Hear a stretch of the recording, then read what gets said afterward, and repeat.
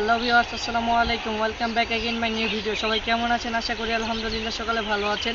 Viewers, আজকে আমি যে সম্পর্কে কথা বলবো তা হচ্ছে সঙ্গ সম্পর্কে। তা চলুন সঙ্গ নিয়ে কিছু কথা বলা যাক। ভিউয়ার্স, সঙ্গ উৎসাহের একটি মাধ্যম, আর উৎসাহ যে কোনো একটি বিষয় বা ক্ষেত্রে আমার আগ্রহ বৃদ্ধি করে দেয়। এখন আমি কোথায় সঙ্গ দিব অথবা কোন জায়গাতে সঙ্গটা দিব, এটা আমাকেই বেছে নিতে হবে। কেননা ভালো দিকে সঙ্গ দিলে ভালো, আর তার বিপরীত খারাপ দিকে দিলে খারাপ। সঙ্গ আমাকে উৎসাহিত করবে। উদাহরণস্বরূপ 10 জন বন্ধুর মধ্যে 9 জন যদি খারাপ দিকে থাকে, তাহলে বাকি একজনকে খারাপ দিকে নিয়ে আসে উৎসাহ দিয়ে। একই সাথে 10 জন বন্ধুর মধ্যে বাকি 10 জন বন্ধুর মধ্যে 9 জন ভালো দিকে থাকলে বাকি একজন যদি অন্যদিকে থাকে, তাহলে মানে ওই বন্ধুকেও মানে ভালো যে 9 জন আছে তারা মিলে একজনকে ভালো দিকে নিয়ে আসে উৎসাহ দিয়ে।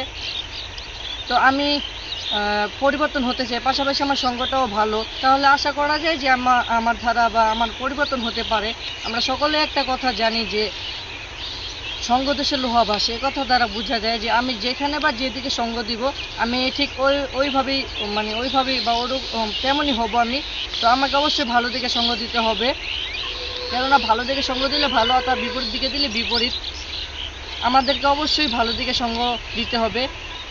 একটি আদর্শ জীবন গঠনে সঠিক দিকে সঙ্গটা দেওয়া আবশ্যক, কেননা ভালো দিকে সঙ্গ দিলে উন্নতি, আর তার বিপরীত দিকে সঙ্গ দিলে অবনতি।